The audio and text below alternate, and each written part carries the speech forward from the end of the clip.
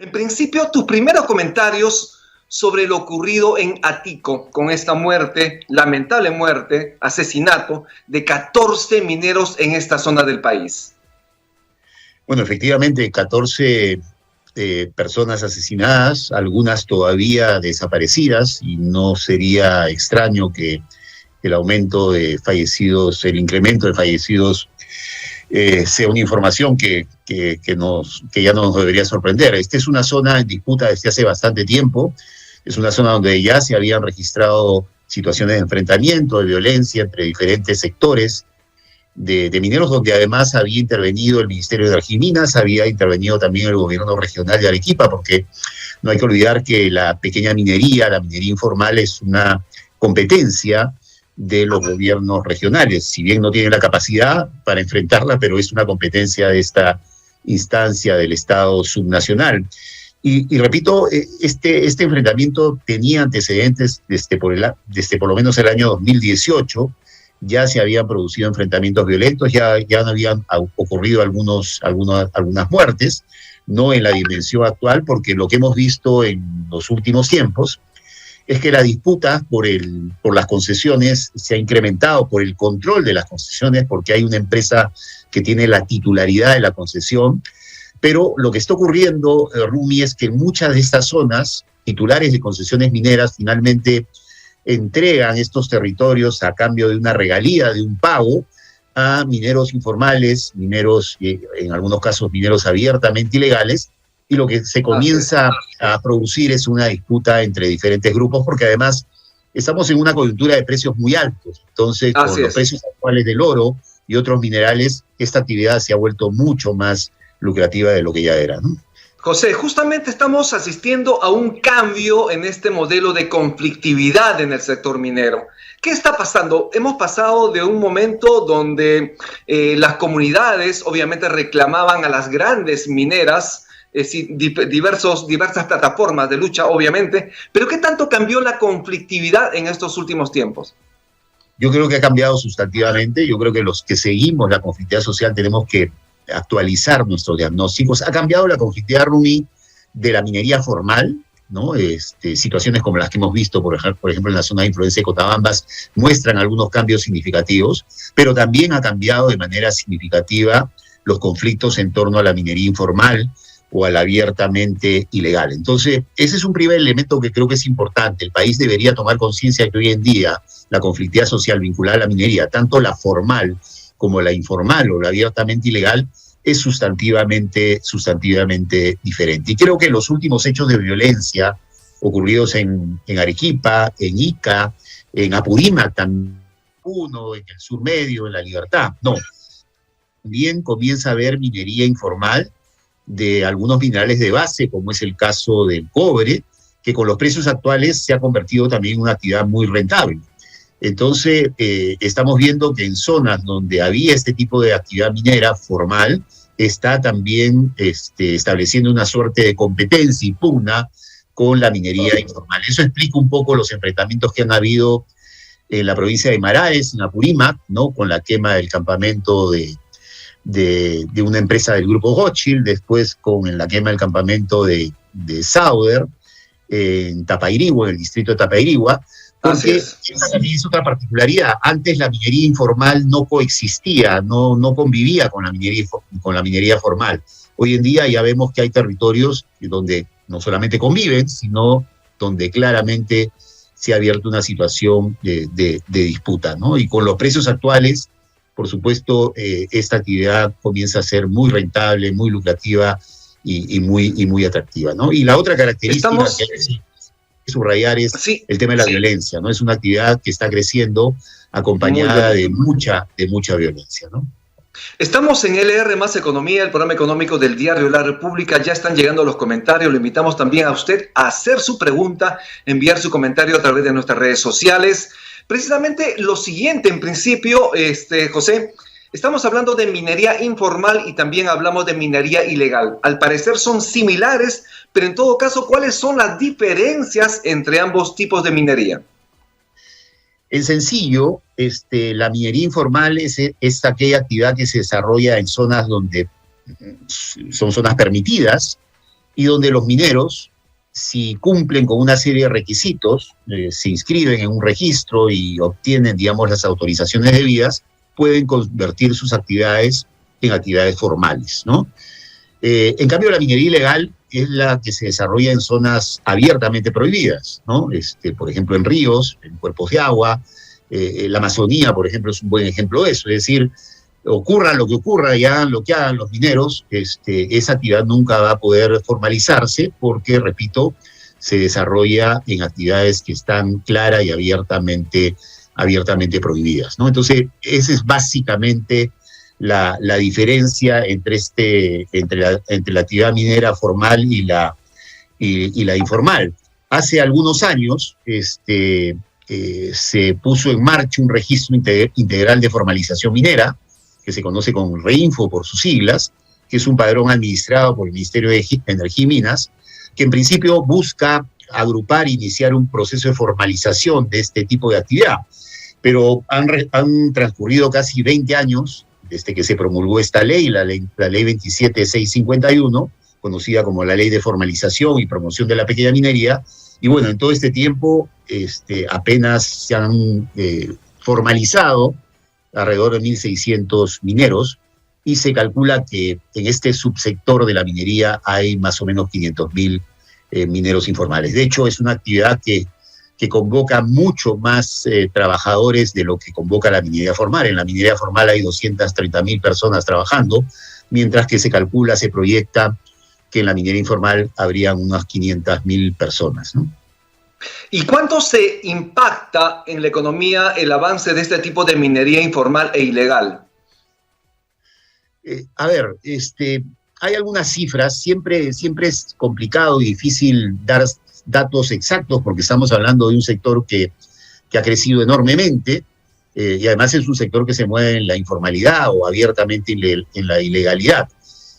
Se calcula, el primer dato importante es la creación de puestos de trabajo, que son puestos de trabajo sumamente precarios, ¿no? Con un alto componente, digamos, de sobreexplotación, trabajo infantil, entre otras actividades conexas. Se calcula que es un sector que produce más o menos unos 24.000 kilos de oro, lo que representaría casi un 30% de la producción de oro formal. Hay años en los cuales el Perú exporta mucho más oro de lo que el Perú produce de manera formal. Eso significa que mucha de esa exportación de oro que va en gran medida a las refinerías europeas, a las refinerías de Suiza, es oro producido de manera informal o abiertamente ilegal, y que tendría un valor aproximadamente de 2.500 millones de dólares. Es lo que se mueve alrededor de la minería, que como podrás darte cuenta son cifras muy importantes. Es un sector que ha crecido mucho, es un sector que ha además acumulado poder económico en los territorios. Ya no es un sector vinculado, digamos, a una minería, digamos, de pobreza, no, son sectores es un sector que ha sido controlado, digamos, por grandes grupos que se mueven por todo el territorio del país buscando implantar nuevas zonas de expansión de la minería. Hay un estudio de Macrocónsul, Rumi, que hizo hace algunos años, donde se demostraba claramente que las exportaciones ilegales de oro habían superado a las exportaciones del narcotráfico. Y creo que eso mismo debe estar ocurriendo en estos últimos años, ¿no? Definitivamente los altos precios del oro, del cobre, justamente como lo dijiste hace un momento, están impulsando la aparición y la concentración y la expansión de la minería ilegal e informal. Pero también la pandemia ha jugado un rol importantísimo, ¿no? Un efecto colateral de impulsar la aparición de la minería ilegal e informal. ¿Qué opinión tienes sobre estos temas, José? Creo que es otro factor que lo explica, ¿no? Como se sabe, la pandemia significó un fuerte golpe a la economía del país, ¿no? Lo que se tradujo en una pérdida masiva del empleo. Hubo el fenómeno de los retornantes, ¿no? Estas personas que habían perdido su puesto de trabajo en las ciudades y que retornaban a sus comunidades. Un sector que de la noche a la mañana se quedó sin empleo y que al retornar a sus comunidades han comenzado, digamos, a buscar alternativas de sobrevivencia, y una de esas alternativas en varias comunidades, en varias zonas del país, sobre todo en zonas altoandinas, ha sido precisamente la minería, ¿no?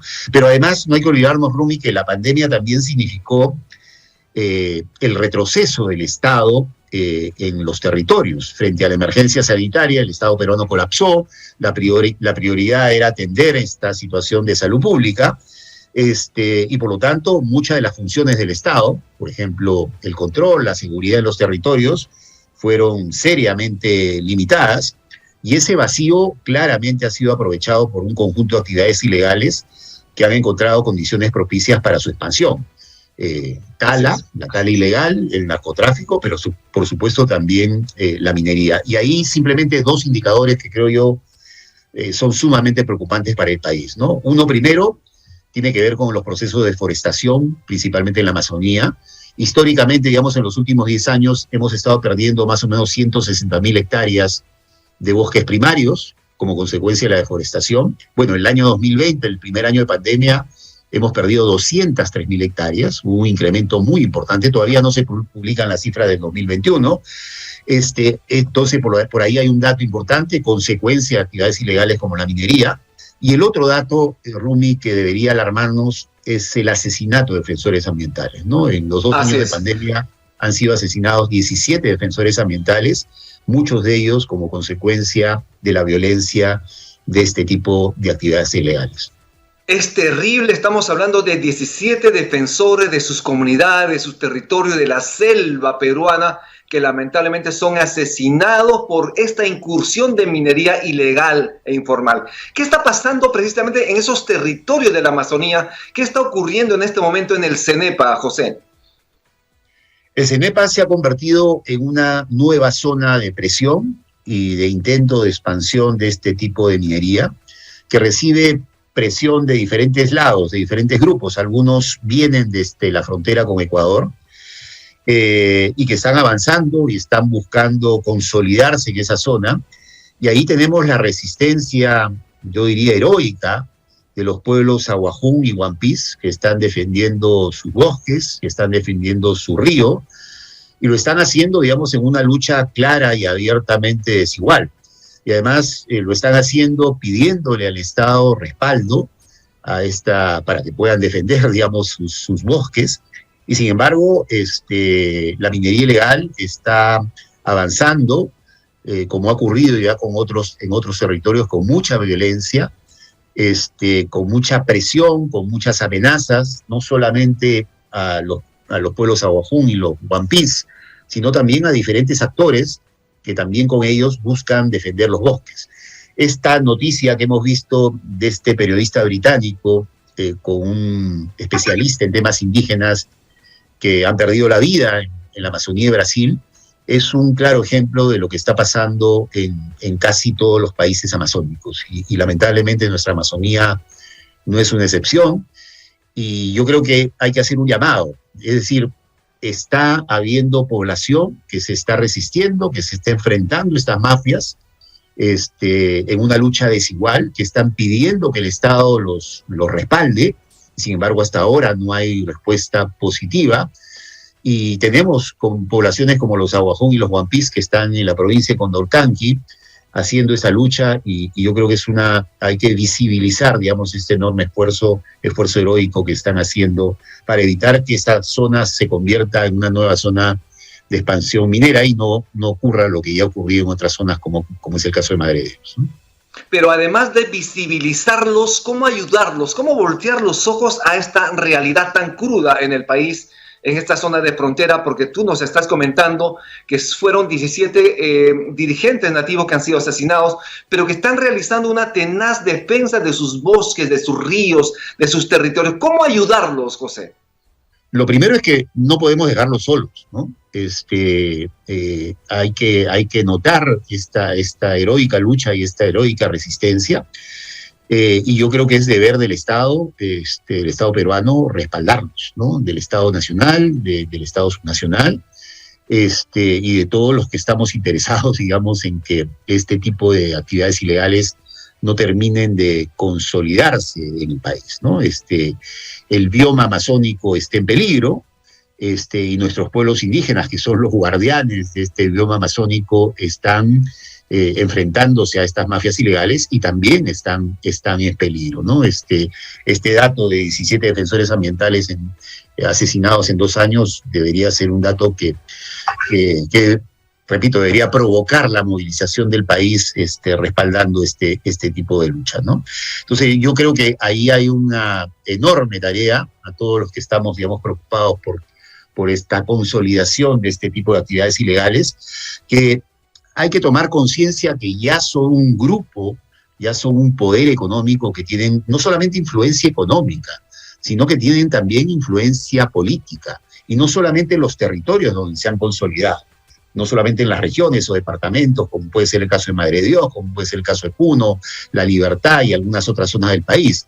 Es un grupo de interés que ya tiene representación política, que en algunos momentos ha tenido representación en el propio Congreso de la República, que en este Congreso de la República han logrado una ampliación del proceso de formalización, que finalmente es una ventana para que sigan desarrollando sus actividades ilegales sin ningún problema. Es decir, es un sector que hoy en día, repito, tiene un nivel de influencia no solamente económica, sino también política, en las más altas esferas del Estado, y también, hay que decirlo, el propio Poder Judicial, ¿no? Entonces, creo que si no comenzamos a entender la dimensión de esta actividad ilegal ilícita en el país y cómo se ha ido consolidando con un enorme poder político y con un enorme poder económico, de repente cuando querramos reaccionar, como ya ha ocurrido en algunos países, va a ser tarde, ¿no? Y yo creo que estamos a tiempo y por eso es importante visibilizar estas situaciones que están enfrentando, por ejemplo, la población indígena Guajún y Guampis, ¿no? Definitivamente es una situación bastante complicada, es una situación que nos debe comprometer a todos. Pero ¿qué hacer frente al avance de la minería ilegal e informal? Aparte de lo que ya nos has comentado, ¿cómo debería actuar el gobierno en primera instancia y cómo atender, digamos, esta situación en el corto, mediano y largo plazo, José? Lo primero que hay que decir, Rumi, que a estas alturas no es una tarea sencilla, ¿no? Es una tarea sumamente complicada. El país ha dejado que este tipo de actividad avance a un nivel y tenga una dimensión que cada vez es más complicado, digamos, controlar. Estamos hablando de 500.000 personas dedicadas a esta actividad, estamos hablando de una actividad que controla territorios enteros, que mueve la economía de regiones como Madre de Dios. Más o menos el 60% del valor agregado bruto de Madre de Dios se mueve por este tipo de actividad, que es una actividad además muy intensiva en la generación de puestos de trabajo sumamente precarios. Entonces, lo primero que hay que reconocer es que la dimensión de la actividad hace que la tarea sea sumamente complicada. Pero viendo los riesgos y viendo los escenarios, una posibilidad es que entremos en un escenario tipo lo que ocurrió en Bolivia, donde los cooperativistas, que son más o menos el equivalente de nuestros mineros informales, ya son una base social muy importante que controla políticas públicas, que hace 2 o 3 años asesinó a un viceministro sin ningún tipo de consecuencia, que finalmente influye en las decisiones que se toman en relación a este tipo de actividad. Yo creo que hay que evitar ese tipo de riesgos. ¿Y qué hacer reconociendo que es una situación complicada y difícil y que no va a haber remedio milagroso? Yo creo que en primer lugar deberíamos buscar neutralizar la expansión, ¿no? Y así evitar que nuevos territorios se incorporen a los espacios que hoy en día ya controlan los circuitos de poder de la minería ilegal, ¿no? Por lo tanto, un paso clave es neutralizar los avances de esta actividad para luego, por supuesto, comenzar a recuperar los territorios impactados. Y otro elemento que me parece que es fundamental tiene que ver con la especulación que se da en torno a las concesiones mineras. Comenzamos esta entrevista por el Así es. Ejemplo de Atico, ¿cierto? Bueno, ese es un claro ejemplo donde una empresa titular de una concesión minera termina especulando con esa titularidad de la concesión, arrendando a grupos de mineros para que lo exploten de manera informal y produciendo todo lo que estamos viendo que está ocurriendo en varios territorios. Yo creo que el tema de la especulación en torno a las concesiones mineras debería ser modificado con una iniciativa legislativa para que empresa que no explota, que no utilice esa concesión de manera efectiva, finalmente esa concesión pueda revertir al Estado peruano. Y por último, reforzar las acciones de intervención. Es una tarea que se ha intentado hacer, no se ha hecho de manera sostenida, lamentablemente, pero que definitivamente se tiene que seguir haciendo. Importantísimo. José Chávez, nos ha quedado muy pequeño el tiempo para seguir hablando sobre este tema. Lo vamos a convocar en otro momento para expandir más la explicación sobre estos asuntos. Muchísimas gracias por su participación en LR Más Economía.